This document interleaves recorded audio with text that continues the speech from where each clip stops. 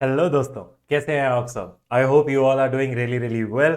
I welcome you to another video of most important questions of CA inter advanced accounting. Sir, आज के इस lecture के अंदर हम लोग accounting standard 13 which is accounting for investments की आज हम बात करने वाले हैं। इसके दो बहुत ही इंपॉर्टेंट क्वेश्चन सॉल्व करने वाले हैं। आप ऐसा समझ लीजिए, आपके एग्जाम में ऑब्वियसली एमसीक्यूज तो आ ही सकते हैं इस एएस में से, लेकिन अगर इस एएस में से क्वेश्चन बनता है तो कुछ इन लाइंस पर, इन क्वेश्चंस के जैसा आपको क्वेश्चन एग्जाम में देखने को मिलेगा। बेटा, एक छोटी सी रिक्वेस्ट रहेगी आप सभी से, अगर ये मेरे मोस्ट इंपॉर्टेंट क्वेश्चंस की प्लेलिस्ट आप लोगों के लिए यूजफुल हो रही है, जरूर से इस वीडियो को लाइक करिएगा। इस वीडियो का लाइक टारगेट है 500 लाइक्स। और मेरे प्यारे प्यारे बच्चों, अगर कोई स्टूडेंट फुल फ्लेजेड कोर्स पढ़ना चाहता है मेरे साथ, past year exam questions, RTPs, MTPs, सब कुछ along with ICI module class में मेरे साथ करना चाहता है, तो लिंक इस वीडियो के डिस्क्रिप्शन में है। आप फुल बैच को एनरोल कर at a very nominal price पूरा का पूरा कोर्स मेरे साथ पढ़ सकते हैं, जिसमें आपको प्रिंटेड बुक और अनलिमिटेड व्यूज दोनों दिए जाएंगे। चलिए सर, स्टार्ट करते हैं AS13 के डिस्कशन के साथ।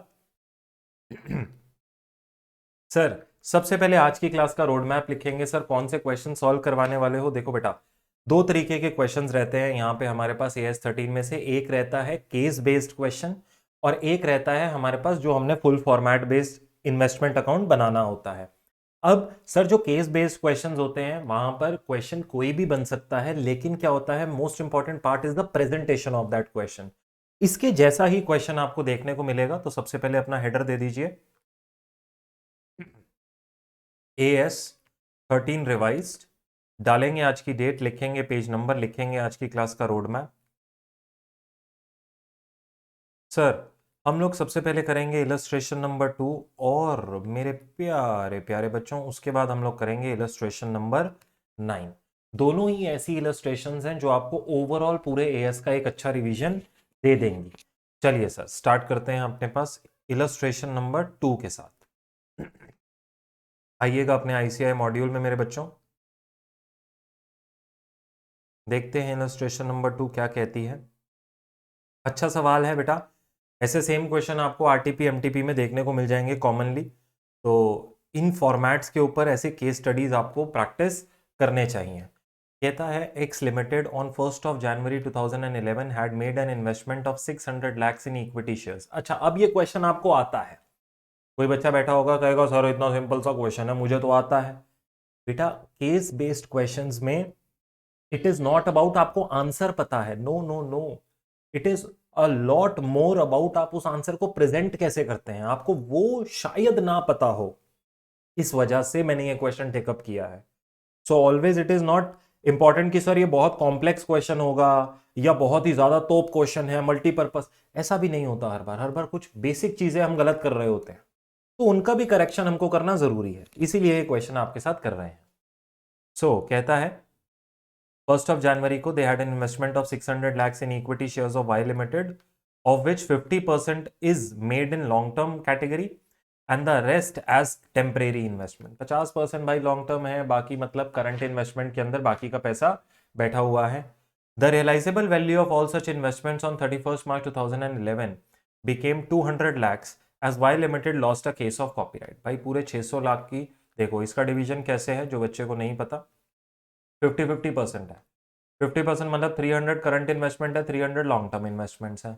और वो कह रहा है इस 600 का टोटल का वैल्यू, अब जो मार्केट वैल्यू है वो 200 है। तो मुझे एक बात बताओ, अगर यहाँ करंट इन्वेस्टमेंट की बात करूँ तो इनका वैल्यू 100 और लॉन्ग टर्म वालों का बात करूँ तो इनका 100। 50-50 बट गया दोनों में। From the given market conditions it is apparent that reduction in the value is not temporary in nature, मतलब परमानेंट नेचर का रिडक्शन है। How will you recognise the reduction in financial statements for the year ended 31 March 2011। अब sir, मैं जानता हूं 100% बच्चे को यह बात पता है, जिसने AS13 लेट सपोज इंट्रोडक्शन भी सुना होगा, कि सर 600 से 200 पे जाएंगे तो 400 lakhs का जो मेरा लॉस हो रहा है of this value of investment वो PNL अकाउंट पे चार्ज होगा। 100% बच्चा ये बात जानता है। कितने बच्चे ये बात जानते हैं कि इसको प्रेजेंट कैसे करना है? बहुत ही कम। तो चलिए सर, अपने पास प्रेजेंटेशन सीखते हैं क्लास में। आइएगा बेटा, क्या कह रहा है यहां पे देखिए। इलस्ट्रेशन नंबर 2 कहता है as per AS 13 revised,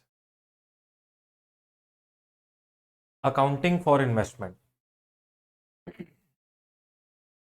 accounting for investment. अब सर सवाल ये उठता है, आप अपने पास कौन सा प्रोविजन कोट करेंगे यहां पे? सर मैं वैल्यूएशन का प्रोविजन कोट करूंगा,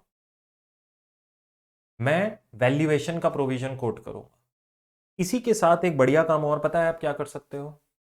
आप ये बता सकते हो करंट इन्वेस्टमेंट या लॉन्ग टर्म इन्वेस्टमेंट्स किसे कहते हैं, करंट इन्वेस्टमेंट्स या लॉन्ग टर्म इन्वेस्टमेंट्स किसे कहते हैं। तो जब आप यहां पर लिख रहे हैं as per AS 13 revised accounting for investment, 1 से 1.5 मिनट ज्यादा लगेगा लेकिन इसके प्रेजेंटेशन बहुत बढ़िया होगी।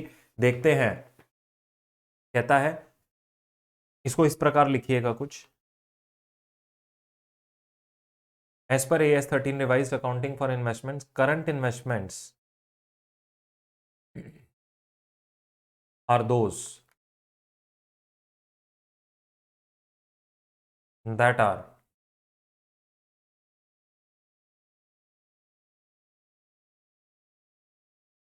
readily realizable and are intended to be held for not more than 1 year from date of its acquisition.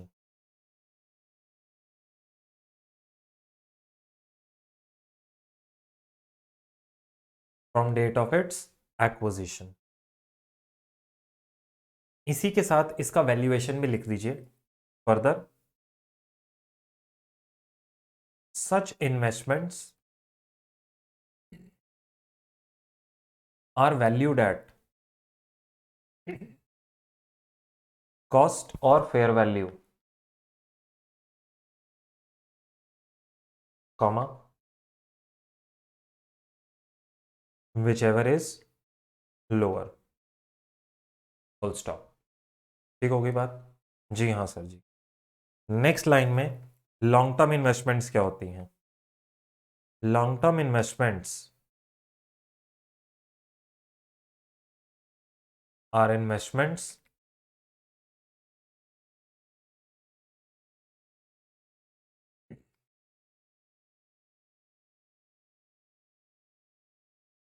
Other than current investments, जो current investment में नहीं आ रहा वो लॉन्ग टर्म है। इनका वैल्यूएशन कैसे होता है? Further, comma, such investments are valued at cost,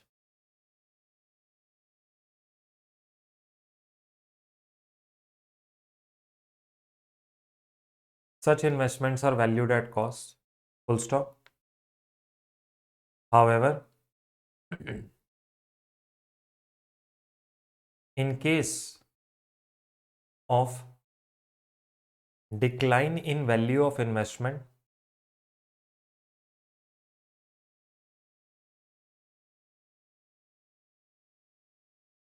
comma, other than temporary in nature,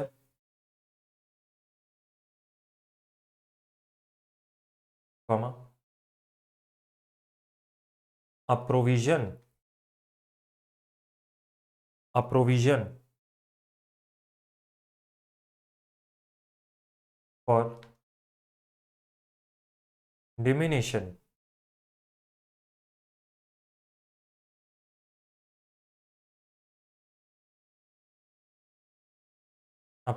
for diminution in the value of investment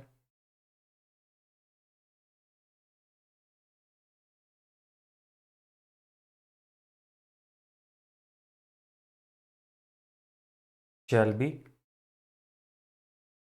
created। इसके नेक्स्ट लाइन में लिखिएगा fall in value of current and long term investment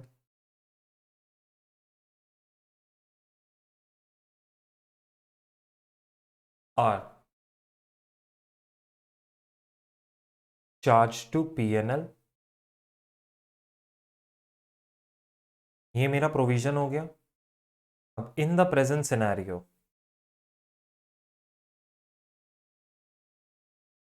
in the present scenario case pick करते हैं बेटा। Case हमको क्या कह रहा है अब? X limited in the present scenario, x limited has investment in equity shares of Y Limited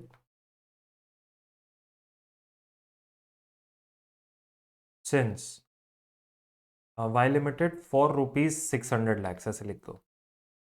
in equity shares of Y Limited for rupees 600 lakhs, full stop, since 50% of investment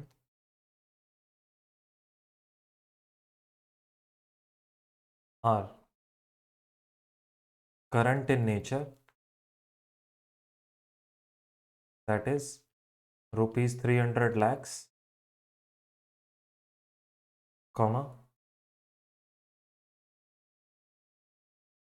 it shall be valued at cost or fair value, cost or fair value, whichever is lower, that is rupees 100 lakhs,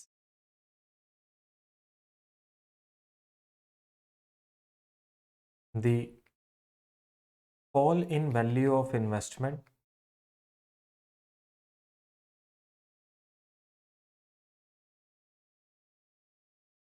of rupees 200 lakhs shall be charged to P&L account। ठीक है बेटा, full stop. अब long term investments पर बात करते हैं further.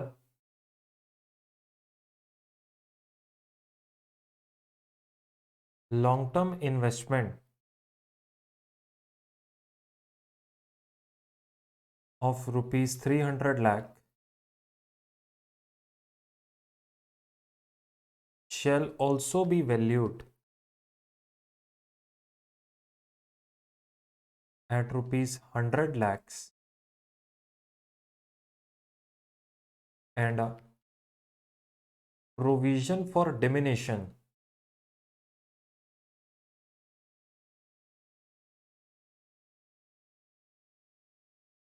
of rupees 200 lakhs shall be created as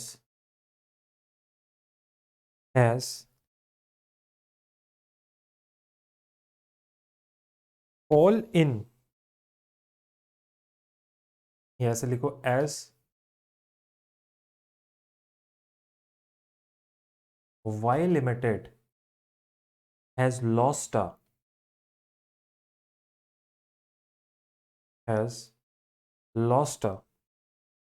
case of copyright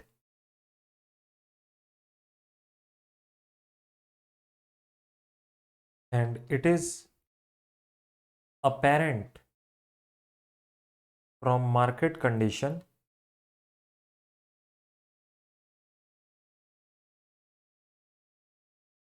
that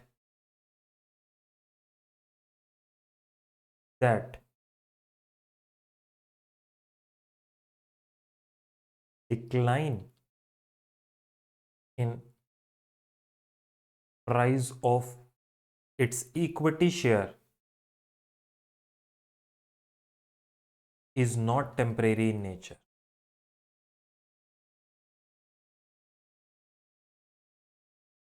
is not temporary in nature, full stop। Conclusion में क्या आएगा? therefore investment in Y limited, investment in equity share, equity shares of Y limited, bracket में डाल देना combined would be carried at rupees 200 lakhs in financial statement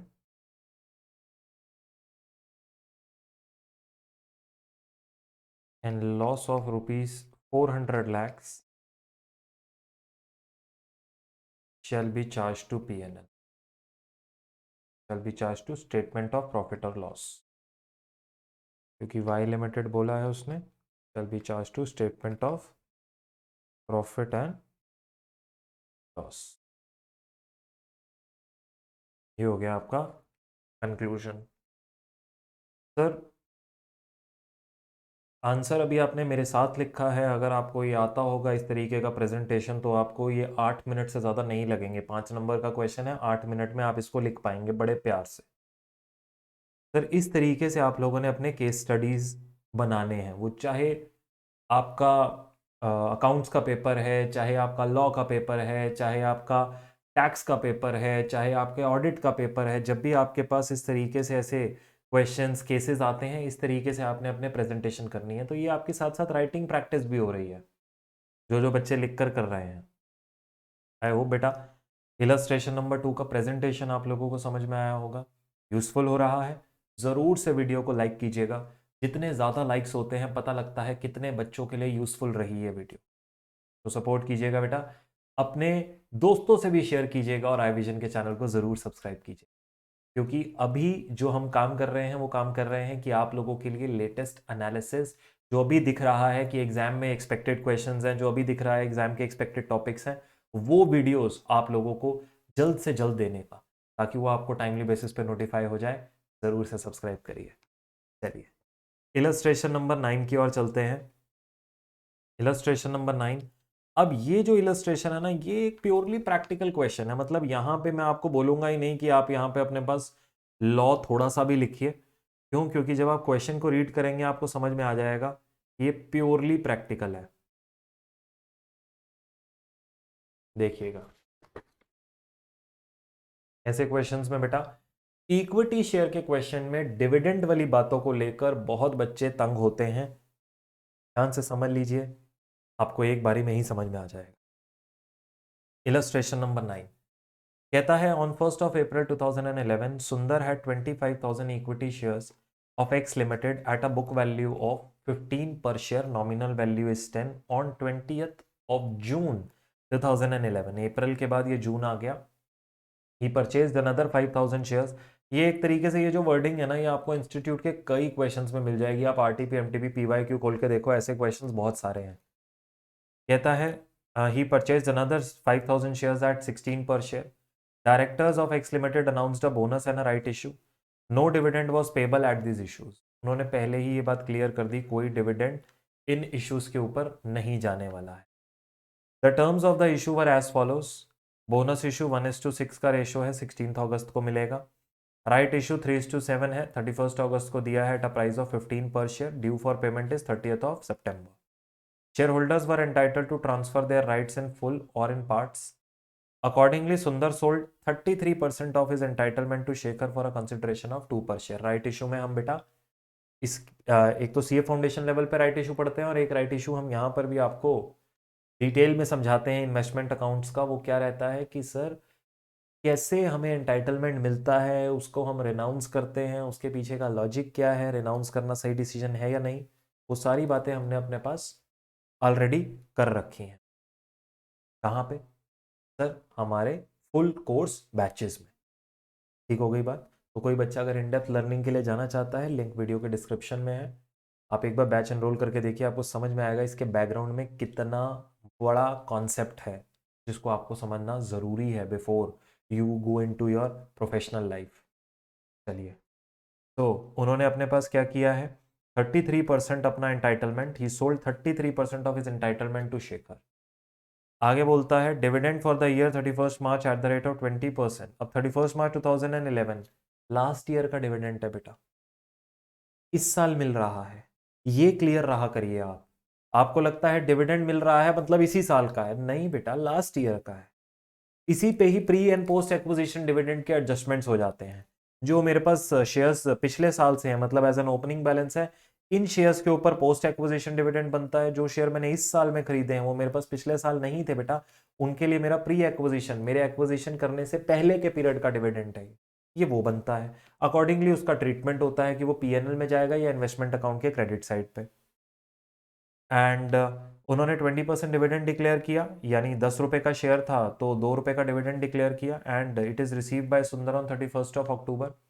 dividend of shares that are acquired by him on 20th of June are to be adjusted against the cost of purchase. अब जो dividend in shares पे जो उनको आए हैं, ये देखो, जो मैं अभी तुमको वैसे ये लाइन देनी नहीं चाहिए थी, मेरे को हटा देना चाहिए था इस लाइन को। ये आइडियली आपको लाइन एग्जाम में नहीं मिलेगी, ये लाइन आपको एग्जाम में नहीं मिलेगी, और ये आपको खुद ही समझ में आना चाहिए। जो शेयर्स उन्होंने 20th, अभी जो मैं बात बोल भी रहा था, जून को एक्वायर करे हैं, उनका जो डिविडेंड आएगा वो प्री एक्विजिशन डिविडेंड होगा। Pre acquisition dividend investment account के क्रेडिट साइड पे जाता है, ये हमें खुद समझ में आना चाहिए। ये एग्जामिनर ने यहाँ पे सिर्फ ये समझ लो मॉड्यूल के लिए लिखा हुआ है, पेपर में नहीं आती ये लाइन लिखी हुई। ऑन 15th ऑफ नवंबर सुंदर sold 25,000 equity shares at a premium of 5 पर शेयर। ठीक है, you are required to prepare in books of Sundar investment account P&L account for your exercise. Assume that books are closed on 31st of December and the shares are valued at average cost. Books 31 दिसंबर को close हो रही हैं, shares value करे जा रहे हैं average cost पे। बहुत ही ज़्यादा सिंपल सा सवाल है, इसके अंदर बस आपको इतना समझना है। इनिशियली 25,000 शेयर्स थे, 5,000 और एक्वायर करे, कितने हो गए बेटा सर 30,000। इसके बाद बोनस का एंटाइटलमेंट आया 1/6 का, तो 1/6 का मतलब क्या होता है, 1,80,000 शेयर्स या फिर 5,000 शेयर्स। सर 5,000 शेयर्स का बोनस का एंटाइटलमेंट आया है, कितने शेयर हो गए 35,000। राइट्स का एंटाइटलमेंट कितना आया है तुमको, अब देखो बेटा तुम्हारे पास राइट शेयर्स का एंटाइटलमेंट आया है 3/7 इंटू 35,000, विच इज़ 15,000 का एंटाइटलमेंट आया है तुम्हारे पास, जिसमें से सुंदर ने क्या किया, 1/3 को बेच दिया, तो उसने खरीदे कितने, अगर इसका 1/3 उसने बेच दिया यानी 5,000 उसने बेच दिए, तो खरीदे कितने 10,000 शेयर। तो 10,000 शेयर भाई ने खरीदे, तो टोटल कितने हो गए भाई के पास 45,000 शेयर। ये मैथ्स तुमको पटाख से करनी आनी चाहिए, इसके बाद क्वेश्चन में ज़्यादा कुछ नहीं रह जाता। आओ ज़रा इन्वेस्टमेंट अकाउंट आपको बनाकर दिखा दें इन द बुक्स ऑफ सुंदर।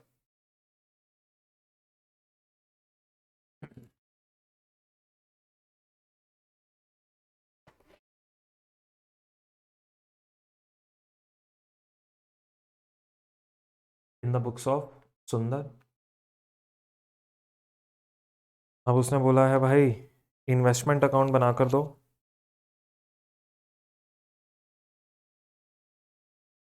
For your exercise.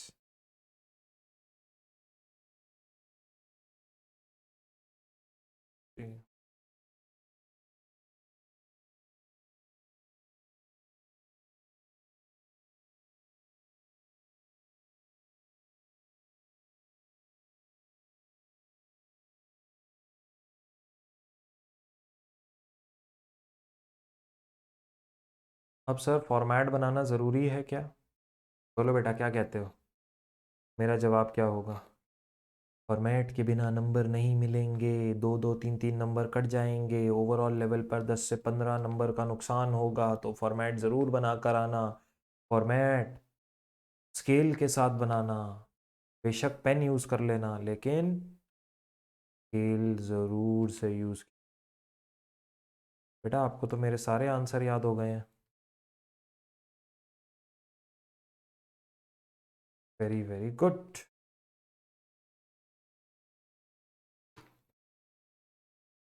चलो पर्टिकुलर्स, नंबर एंड अमाउंट,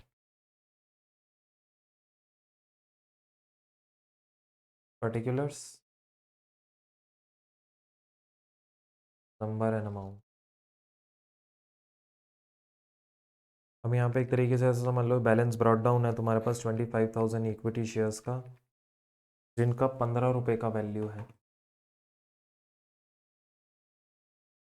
3,75,000, 3,75,000। और 20th ऑफ जून पे, एक यहाँ पे ज़रा साथ साथ डेट भी डालेंगे, 1st ऑफ अप्रैल है 2011, 20th ऑफ जून 2011 पर क्या हुआ है अब, he purchased another 5,000 shares of the company at 16 per share bank account के थ्रू।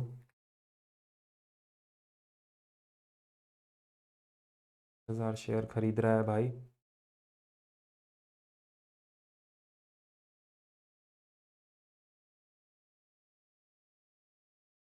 एट कितने रुपए पे खरीदा है बेटा? 16 रुपए पे। सो 80,000 का और इन्वेस्टमेंट डाला भाई ने। उसके बाद कंपनी ने बोनस इशू दिया 16 अगस्त को, बोनस आया है। इसके लिए आपको वर्किंग नोट बनाना पड़ेगा। अभी हम यहाँ पे लिख देते हैं 5,000। और उसके बाद जो आपके पास राइट इशू आया है 30th ऑफ सितंबर 2011 पे, जो वो आपने ख़रीदा है, उसके लिए भी आपको वर्किंग नोट बनाना पड़ेगा बैंक अकाउंट के थ्रू डाल के। अभी हमने कंपटीशंस कर रखी हैं।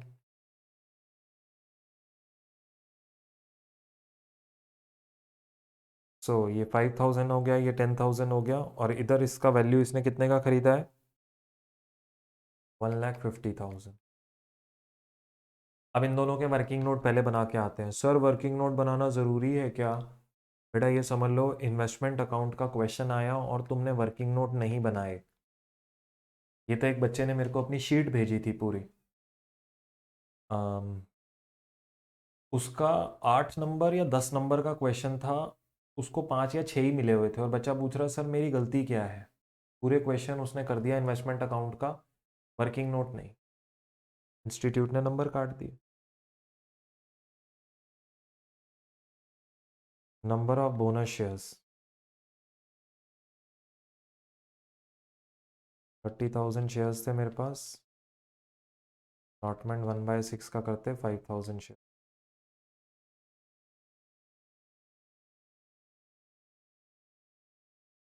Bonus shares are required at no cost.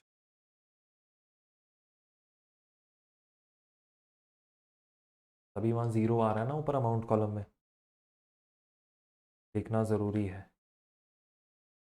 अच्छा, राइट एंटाइटलमेंट कितना था भाई तुम्हारा?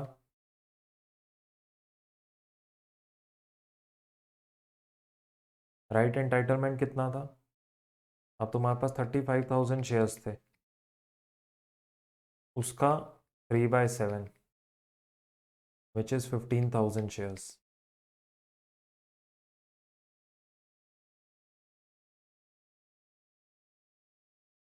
Cell proceeds of right entitlement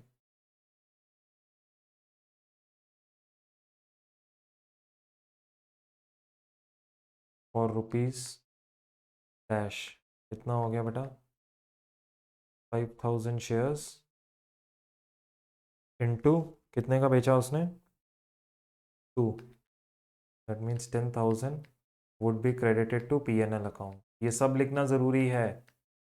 जो भी बच्चे सोच रहे हैं, ये बेटा आप PYQ उठा के देख लीजिए इंस्टीट्यूट का इन्वेस्टमेंट अकाउंट में से, आपको समझ में आ जाएगा वो कैसे प्रेजेंटेशन दे रहे हैं।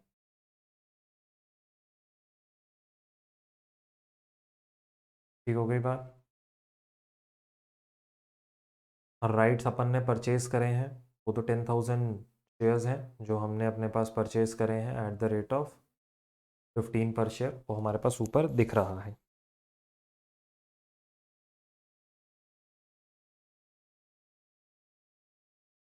थर्टी फर्स्ट अक्टूबर पे अब डिविडेंड आया है। यहाँ पे डिविडेंड का कॉलम हम लोगों ने नहीं बनाया क्योंकि PNL अकाउंट उसने मांग रखा था। तो जो डिविडेंड मुझे मेरे 5,000 शेयर्स पे आया है, डिविडेंड ऑफ 20%, इस पे भी अभी वर्किंग नोट बनेगा। Working note number 3 is 20% of nominal value हमेशा नॉमिनल वैल्यू पे बेस होता है, 10,000 वो इन्वेस्टमेंट्स की कॉस्ट को कम करेगा, that is a pre acquisition period dividend, right. Working note number 3 बनाते हैं डिविडेंड से रिलेटेड।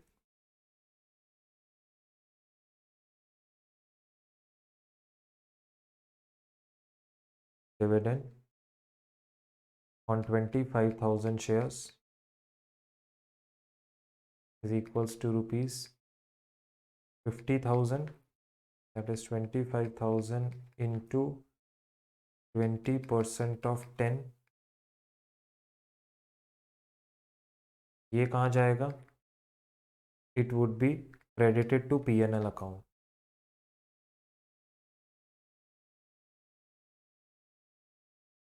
ये अपन ने यहाँ पे लिखना है।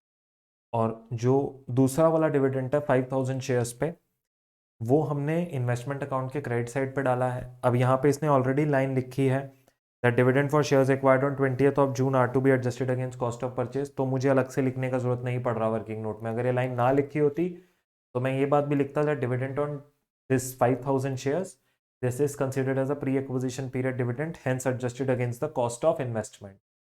वो है फुल प्रेजेंटेशन। समझ में आई जी बात। चलिए उसके बाद आगे बोल रहा है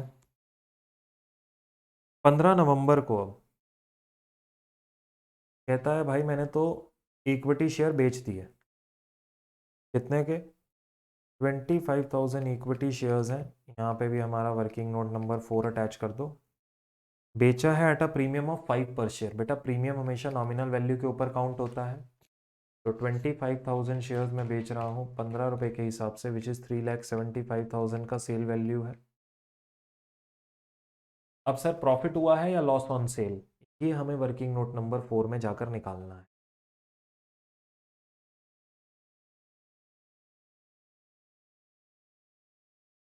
तो मेरा सेल प्रोसीड कितना है, 3,75,000 minus cost of investment sold. अब जो इन्वेस्टमेंट्स मैंने बेच दिए हैं उसका कॉस्टिंग कितना है। एवरेज कॉस्ट मेथड हम लोग यूज करते हैं। अगर ये क्वेश्चन साइलेंट होता तो भी मैं एवरेज कॉस्ट मेथड यूज करता। फीफो तभी यूज करना जब क्वेश्चन स्पेसिफिकली बोलेगा, otherwise use always average cost method. अब यहाँ पर इस क्वेश्चन के अंदर अगर देखूं तो 375 plus 80 plus 150, 375 plus 80 plus 150 minus 10,000, ये अभी तक का मेरा इन्वेस्टमेंट अकाउंट में दिख रहा है, डिवाइडेड बाय कितने शेयर्स हो गए हैं, 45,000 शेयर्स हो गए हैं। इसमें से मल्टीप्लाई करना है, ये एक शेयर का वैल्यू देगा, मल्टीप्लाई करना है 25,000 शेयर्स से। करिएगा बेटा, 375 प्लस 80,000 प्लस 150 माइनस 10,000, तो 5,95,000 divided by 45,000 into which is 13.22 into 25,000, this is coming out to be 3,30,000। ये एवरेज कॉस्टिंग हमने निकाल दी। 555 या 556 कर सकते हो, one the same thing. Minus करेंगे हम लोग इसमें से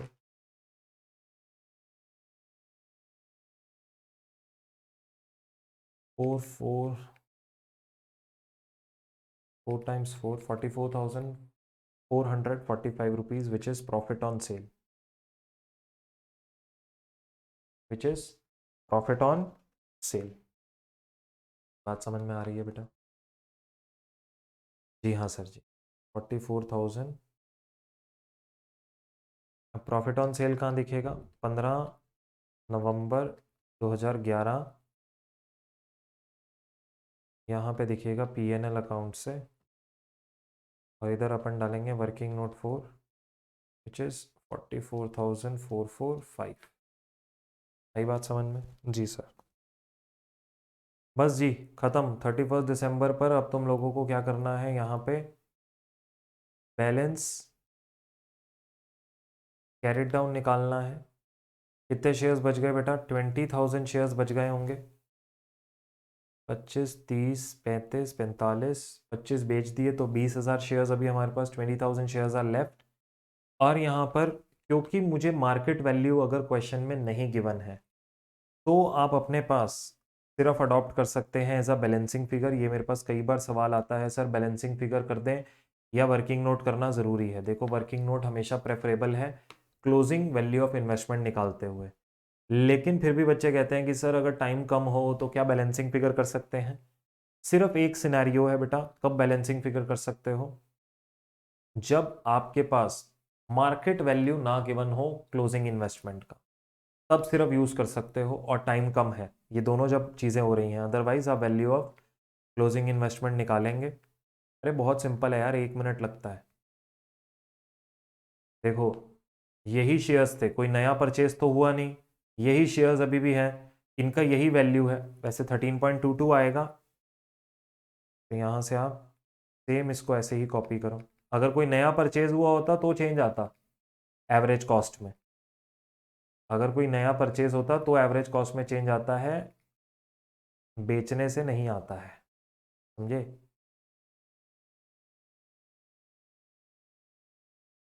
ये टोटल 45,000 शेयर्स की कॉस्ट थी, मुझे चाहिए 20,000 शेयर्स की cost. This is 13.222222 into 20,000, this is coming out to be 2,64,444। समझ में आ गई जी बात, या 445 हमको करना पड़ेगा, एक बार देख लेते हैं इधर। मोस्ट लाइकली 445 करना पड़ेगा क्योंकि यहाँ पे ये 5 आ रहा है।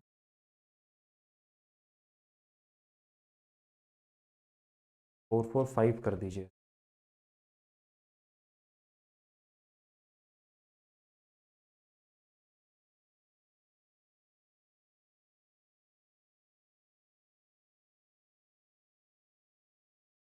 चलिए सर टोटल कर कर देख लीजिए, टोटल आपका मैच हो जाएगा। इसके बाद अभी क्वेश्चन ख़त्म नहीं हुआ है, भागना नहीं है, उसने पीएनएल अकाउंट भी मांगा।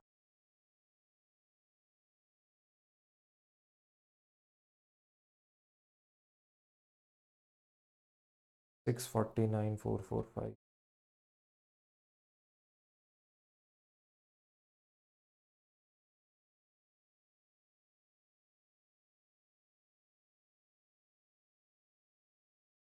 चलिए मैच हो गया है बेटा, क्लोज करते हैं इधर इन्वेस्टमेंट अकाउंट को। इसके बाद उसने मुझसे पीएनएल अकाउंट भी मांगा है तो पीएनएल भी बना के दे देते हैं उसको।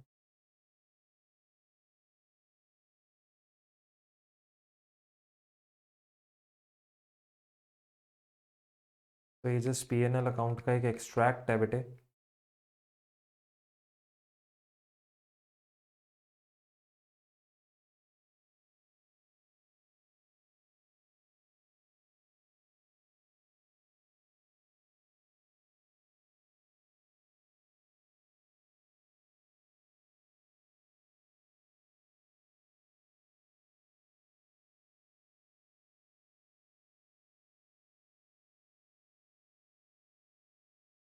पीएनएल में अब क्या क्या जाएगा देखो, एक तो डिविडेंड जाएगा, साथ साथ इनके वर्किंग नोट अटैच करते रहना। डिविडेंड का वर्किंग नोट कहाँ बनाया था, 3 में, विच इज़ 50,000। फिर cell proceed of right issue,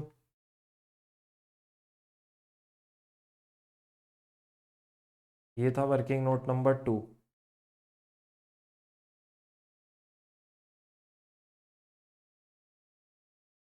which is 10,000।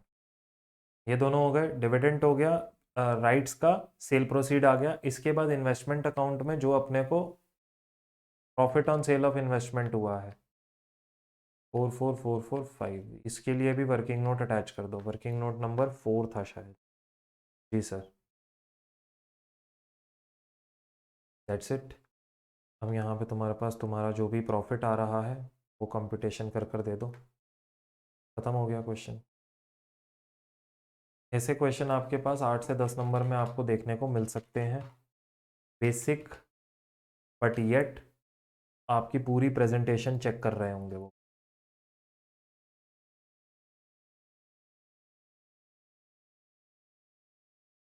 बोलो जी, क्या बात समझ में आती है। जी हाँ सर जी।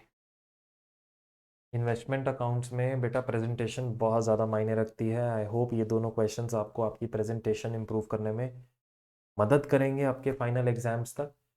और साथ में मेरे बच्चों, अगर आपको किसी और सवाल में कोई डाउट है, वीडियो के डिस्क्रिप्शन में डाल दीजिए। अपना फीडबैक इस वीडियो के डिस्क्रिप्शन में डाल दीजिए। अपना कमेंट इस वीडियो के डिस्क्रिप्शन सॉरी कमेंट सेक्शन में डाल दीजिए, डिस्क्रिप्शन नहीं, कमेंट सेक्शन में डाल दीजिए।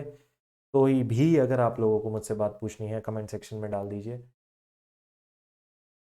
मेरे प्यारे प्यारे बच्चों, साथ में आप लोगों के लिए ये हर एक टॉपिक, हर एक चैप्टर में से हम बनाने की कोशिश कर रहे हैं ऐसे क्वेश्चंस, ताकि हम आपको प्रैक्टिस करवा सकें।